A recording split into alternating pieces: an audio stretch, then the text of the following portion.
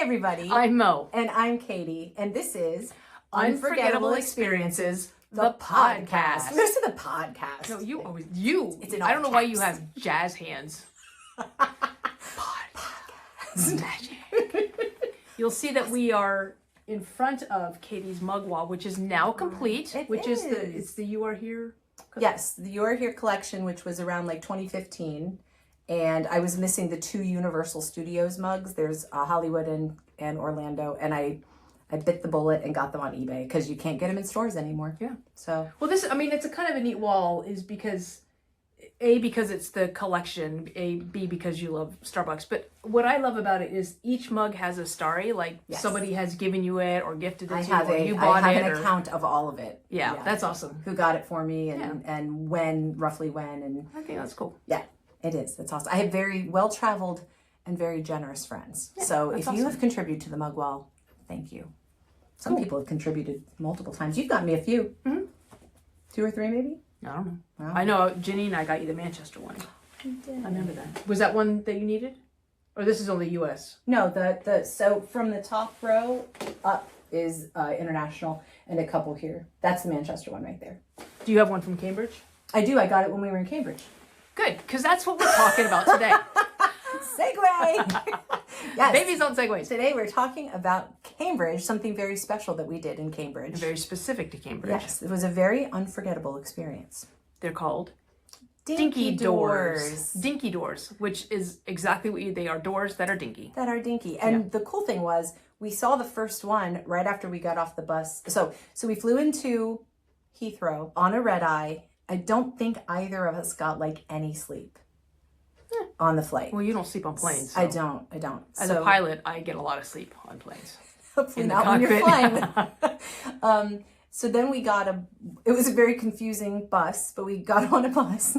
Why was it confusing? We couldn't figure out where to catch the bus, and then we finally figured out. Oh, yeah, that's right. So we got on a bus for like a 1 hour and a half, 2 hour drive to Cambridge. I think we both fell asleep on the bus. But got to Cambridge, and right away on the square where we were parked, there was the first Dinky Door. Yes, the reality checkpoint, which the cool thing was, now did we know about Dinky Doors when we went to Cambridge? I think we found out about it right before we went, because you had downloaded the that's right, the app. So the other thing was on Atlas Obscura, which you know we're big fans of, so in the middle of the Cambridge campus, or where we got the bus, right in between where we got got off the bus and where our hotel was, right in between that was this reality checkpoint, which was an Atlas Obscura thing. And it just so happened that the Dinky Door app, which tells you where all the Dinky Doors, and just in Cambridge, was a map, was one right at reality checkpoint. And so got the AO reality checkpoint, the big sculpture, and then right down was like a little, I don't know, like 6-7 inch door, and it looks just like the big reality door. That was really cool. Reality checkpoint. So I love, the best part about Dinky Doors is the website and the quotes on the website. Oh my gosh. I copied a few of their quotes that I really, so the first one I really liked, and you made this: "We're on an unexpected mission to ... save the world." Right. And then it says crikey underneath that. So very Australian of you. Yeah, so this is the thing that I think the creators, it's a couple, it's two, not a couple, I don't know if they're a couple, or if they're just a couple. What was that? Well, I don't know if they're, or they're just two people. So it could be a couple as in just two people, or a couple as in a couple. But I think they're anonymous. Like I don't think some of the interviews I've seen, they have like either a red mask on, or sometimes they put a red box around their head. Very but mysterious. I think it's two people who created it to save the world, but that they are anonymous. Like no one knows who they are. That's really cool. I mean, they know who they are. That's really cool. Hopefully. Another quote that I liked is, "Dinky things discovered unexpectedly can deliver dollops of delight," very alliterative, "that can defend against the daily onslaught of miserableness." Yes, I had that quote too. And did you read the first part? They said, "We know it sounds implausibly ambitious," but then the rest of the thing she said. But what I like about this is that, you know, they on the website, and it is a cool website with fun fonts, but they talk about how we are living longer because of science. Like it's a good time to be alive because we're living longer, we're more informed, we're, you know, globally connected. But they said despite all that, there is still like this terrible feeling of all this negative stuff going on. So this is their antidote to all that negativity. Yes. So I love that they did this. And what a weird, like, of all the possible, like I'd be like, yeah, I get some smiley face stickers and put them around, which is just graffiti. Like but a Walmart greeter. Yeah, they've got these little doors, and they're super cute, and they are works of art, and they are very, very intricate, and they're just really, really cool. So how many did we find? I think we only found like 4. 4? Yeah, I think there were 4. And I think there are 50, but if you follow their Instagram, 50. They just 15. I'm sorry. Okay. One of those 5 numbers. It's like we are numbers underachievers. Are hard. But I think they just released a new one, and so I don't know if that's number 16 or if that's. But anyway, so around mid double digits. Yeah. And where we were staying, we were kind of between, like, was triangular to 2 of them because there was another one in a square. So the latest Dinky Door that just opened up is the world's dinkiest art exchange beanstalk, and so very specific. Yeah. So when they released it, they say this is a picture of it, but they don't exactly say where it is. Like, it's in Cambridge, and so like one person commented, "Well, I already found it," and some other people were like, "Can you give us a hint? Can you tell us like the postcode?" They're like, "No." So what's really neat is, and again, they're you can buy the map for $0, or you can it's kind of like a pay what you think it's worth. Yeah. So the PDF, so we donated some money, and it's just really neat, and it's that unexpected thing, and I'm often curious about how many people stumble on them, A, not knowing about them, and B, just like not like we were going out looking for them. Like, I wonder how many people just stumble on them. That's what I liked about it, because it made us walk to parts of the city that we might not have walked to. Right, absolutely. And Cambridge was lovely. I think we loved London. We spent a few days in London afterward, but really, really loved Cambridge. Yeah. So I wanted to share a few things about Cambridge. Oh, okay. Is that okay? Yeah. Did I do that? Well, Cambridge. You're Now gonna this do it is anyway, cool. It was so it fun. doesn't really matter. So here we go. Buckle up, brace yourself, Effie. So it was fun to write this year down, because we don't write years that start with these numbers. The University of Cambridge was founded in 1209. Wow. 1209. That's not December 19. 9th. That's No. December 9th. Oh, I'm sorry. That's September 12th. And then one thing we didn't see that might be on Atlas Obscura is the mathematic bridge. Do you remember hearing about that at all? I remember seeing the pictures of it. Yeah, it's on Queens College. It's the first bridge that was built using mathematic principles. Wait, what were we building bridges with before? Sticks. I don't know. Listen, people, if you weren't using math, I don't trust your bridges. Yeah. Show me your math. Yeah, show me your bridge. Show me your. I'll show you a bridge if you show me your math. I don't know. That's weird. Yeah. Isaac Newton was a student at Cambridge University, and that is where he published his theory of gravity in 1687. Is that where the apple fell? Yes. It didn't fall far from that tree. Right on his head. Yeah. So yeah, that's where he published his paper. I didn't know that. Yeah. So the UK is made up of what 4 countries? Probably gonna spend an idea. Wales, England, Scotland, and Ireland. Wise. So I'm glad you brought up Scotland, because it's spelled a word. Wales, Ireland. I didn't know that. I just learned something. And thanks for tuning into our podcast. Educators first. Well, I did tell you that probably while you were sleeping on the bus, but it is wise. Wales, Ireland, Scotland, England. And I'm so glad you said Scotland, because I looked up the etymology of the word dinky. And it is a Scottish, they think it comes from the Scottish word dink, which means trim or neat. Of course, we have slang now is dinky is like, I stayed in a shabby dinky hotel. But these doors in Cambridge, the Dinky Doors, are not shabby. They're not small. Shabby. They're small. They're small and compact. So the other thing, I don't know, well, I know why I'm going to, because I'm going to bridge there, because this is the way my brain works. So the DKNY, the clothing line, every time I see that, I think dinky. Even though the letters are mixy-matchy. So do you know what DKNY stands for? I think it's Donna Karen, New York. It is. It's a brand. Yeah. I don't know how I know that. I also saw that it represents Don't Knock New York, but yes, it was originally Donna Karen. Anyway, so DKNY is a clothing brand, has nothing to do with the Doors. Nothing to do with the word dinky, so don't confuse that. But the other thing I realized is, I'm like, why does Cambridge get the monopoly on Dinky Doors? They don't have a monopoly on the Dinky Doors. They don't. Did your research take you to Atlanta or Ann Arbor, Michigan? No. Yes. So for our Michigan folks, you need to go to Ann Arbor. I where hear the beaches are lovely. they have that 5 minutes a year. No, but in Ann Arbor, they have urban fairy doors. Oh, that's fun. Yeah, so they have, I think I saw like 8 that they have, but their website is like UFO, which is Urban Fairy Operations. Oh. Is fairy spelled like F-A-E-R-I-E? Like the... No, it's spelled like fairy. Okay. Like I love you like very much. F-E-R-R-Y. No. Yeah. Okay, so we're going to leave Michigan for a little bit here, and we're going to go down to Atlanta. And Atlanta has, they're called Tiny Doors Atlanta. Aw. So there's a bunch of them. It was put together by an artist. They're like 7-inch doors. And so I just didn't know about that stuff. So if you're in Atlanta or Ann Arbor or Cambridge, do you know about these little doors and have you seen them? And if you're in another city that's got little doors, we want to know about them. Did you know that Cambridge is the smartest city on the planet? Because they listened to this podcast. That's right. You're welcome. Yeah. Well, you know what Dinky Doors makes me think of? This is going to be the worst segue. Shrinky Dinks. Ooh, nice. Nice. Makes me think of Shrinky I can Dinks. smell the carcinogens from the oven oh my God, I can literally smell Shrinky Dink. So Shrinky Dinks were invented in 1973 as there were 2 women. Their names were Betty Morris and Kate Bloomberg, and they were helping their sons with their Cub Scout project, and they came up with Shrinky Dinks. Okay, keep going. How did they come up with... So they just kept combining the plastics and putting in the oven. Do you know how much a Shrinky Dink shrinks? Do you know what the percentage is by the time it's done? 84%. Well, tell me in a fraction. I did ask for a percentage. Sorry, my bad. Oh, it shrinks by 3/8. I think you're pretty close, actually. I know. It shrinks by 1/3.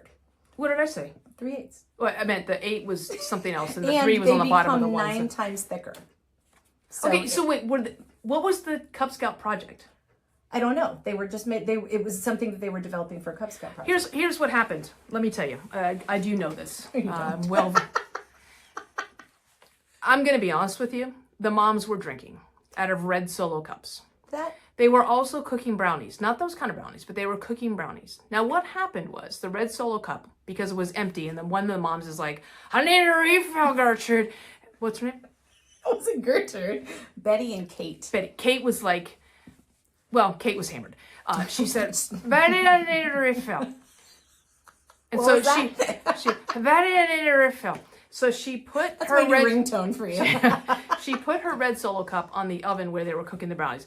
They were burning the brownies, I'll be honest. The brownies shrunk by about 84%. That's where I got that Or number. 1/3. Right. And she put the red Solo cup on the oven, and because of the heat, it got 9 times thicker. They don't know that because it melted into the this is actually where we get colored appliances, because before then they didn't make red appliances, but this is the red Solo cup just sunk in there because of the heat and because they were burning the brownies. And then she's like, you know what, we've already created something we have no idea we're going to do for these damn Cub Scouts. So what we're going to do is we have shrunk this little dinky thing, and Gertrude was the neighbor of Betty and Kate.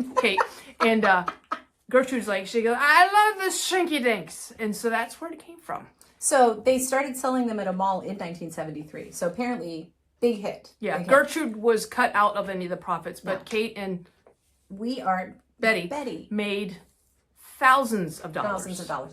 We are the prime age to be Shrinky Dink kids because they were the most popular in the 80s. Yeah. So that was our childhood.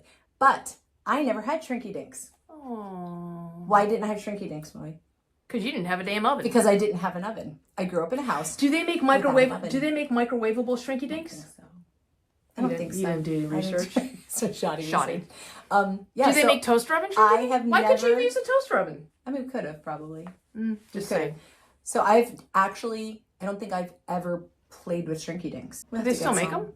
I don't know. Well, yes, because someone owns the patent. So, and they're made of recycled plastic number 6. So go dig in your recycle bins. And what you do is, now, I haven't done them, you have. You like color them first. Yeah. Then you put them in the oven and they shrink to 1/3 their size and 9 times thickness. 84%. But it's all recycled. I'm surprised like they haven't figured out they have like carcinogens that are going to kill us all. Oh, I know. I literally can smell the Shrinky Dink fumes. Yeah, I've never done Shrinky Dinks. Okay, yeah. That's going to be our next videos. We'll do Shrinky Dinks. Okay. Yeah, I'm curious about why they decided. Listen, the oven. I know you didn't have one, but let me tell you, I do now. The oven is for cooking. True. Edible things. True. Like why these two? I'm telling you, there was a red Solo cup and alcohol involved. I don't know why if they had two red Solo cups in 1973? Doesn't matter. There was definitely alcohol. If it was in 1209, it was mead. But why these two women put something plastic in the oven is not a good Boy Scout project. Cub Scouts. It's not a good it's Cub Scout, Boy Scout, whatever. It's not a good Scout. No. I mean, I'm glad they made money off of it, but then they were a lot of companies would contract with them to make their characters into Shrinky Dinks, like Mattel and like Color Forms, like a lot of those companies. See, the patent has been passed around. Somebody else bought it in 2014, and then someone else bought it in 2020. So the person who bought the patent. How do you get a patent? Like, I don't know. I'm gonna put water in the it's like getting a patent for ice. I own recycled plastic number 6. I'm gonna go search in my recycle. Oh, yesterday was recycle day. I can't. And what are you gonna do? Put it in your oven? I might. I'm deprived. I was deprived of this as a child. I still am a little concerned. How do you get a patent on melting things? That's like the person who invented the candle. Like, I got a patent for melting wax. What? No. You just have to be the first person to figure out something can do something differently than everybody else. Okay, I have the patent for ice. I will this afternoon. I have the patent water. Yeah. I'm gonna up the game. I'm gonna freeze like orange juice or something. Anyway, so Dinky Doors makes me think of Shrinky Dinks. Okay, well, and if you know what Shrinky Dinks are, that kind of dates you're probably an 80s kid like we are. I knew of them, I just never did them. I didn't even do them at someone else's house. My friends failed me. Don't blame this on your friends. You had a toaster oven. You could have done Shrinky. Don't we all? Anyway, I do want to say, so going back to the websites of the UFO, Urban Fairy Operations. Oh, yes. So they have this FAQ. When did we start talking about UFOs? Just now. So they have these FAQs, and so one of the questions is, why don't these doors open? And the answer is this. The doors do open, just not for any old Bigfoot. B-I-G-F-U-T. They are fairy doors. Yes. That was cute. You're not a fairy, so you can't open big old door. foot. And like, well, how come you wouldn't open the doors? And they're like, we wouldn't open the door. You wouldn't open the door if you saw somebody 12 times your size either. I wouldn't either. Yeah, No. well, I don't know if I would. If they had pizza, I would. But especially if the pizza was 12 times as big to eat. No such thing. The other quote, now I like this because I think this is kind of what we do. They build the Dinky back to Dinky Doors. No, we're in Cambridge. They are made with a dollop of humor to spark imagination. Yes. I like to believe that we're made with a dollop of humor to spark And what else does it say? They're petite portals into other worlds made with a dollop of humor and spark and to make people smile. Ting!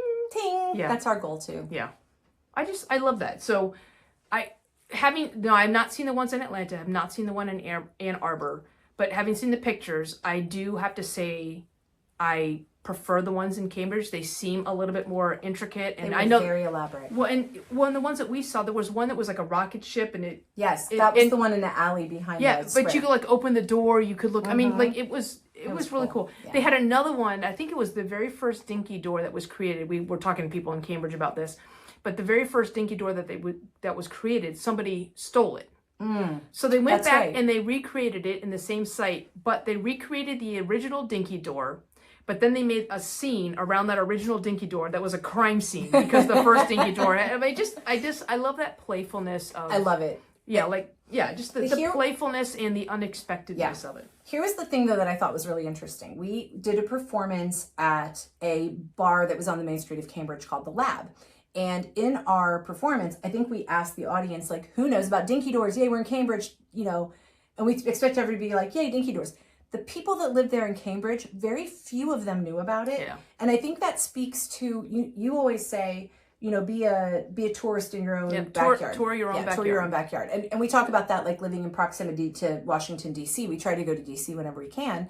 And it's like to have something like that in your town and not know about it is like, it's like you're missing out. Yeah. It makes me like a little sad. It's like we came from all the way, here or there and looked for Dinky Doors. Not just for the Dinky Doors, but but mostly.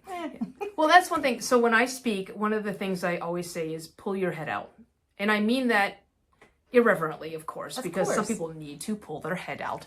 But I think when I do speak and I say that, I do mean it in the sense of there are things right in the backyard or right in front of you that we're missing out on. And that's what I love about these Dinky Doors is it forces you to pay attention to places you wouldn't normally look. And I do think we have a society that needs to pull their head out so that you can appreciate these things. I mean, I'm grateful that we live near Washington, D.C. or Annapolis or Baltimore. We and can even go New see York these City. things. Yeah, like, get on a train in 3 hours, you're in New York City. Yeah, and there's so much to see. So anyway, There's we're gonna stand on our Dinky Door soapbox, our Dinky soapbox. So if you find yourself even in, well, first of all, if you're in London, I think it's worth the bus trip and spend the night, like, to go to Cambridge. Yeah, Cambridge, it's a cool city. we loved it. Yeah. It was lovely. It really was just really cool. And we stayed like right downtown. Yeah. All the colleges. And then we have something else about Cambridge that we did too that we'll talk about on another podcast. But What? we're not going to talk about that today. No. And if you want to find out what I just whispered to her, you're going to have to keep listening. So there's. And if you want to find out what she meant, she was, if you want to find out. English. Anyway, no, it's cool. So tour your own backyard. That's right. If you are in Atlanta and you've seen the small doors, Yes. small doors. We have a lot of friends in Atlanta. Tiny Doors Atlanta. Okay. We want to know. And if you live in Michigan, if you've seen the urban fairy doors in Ann Arbor, Michigan, we want to know about it. And if you live in a city where there are other, let's just focus on doors right now, Let's little just focus portals on that. to the creative world, we want to know about it. That's right. That's right. And we want you to remember that from the monumental to the mundane, Life is filled with unforgettable experiences. that's right. So And thanks go. for hanging out with us. We'll see you Yay. next time. Okay, bye. Bye.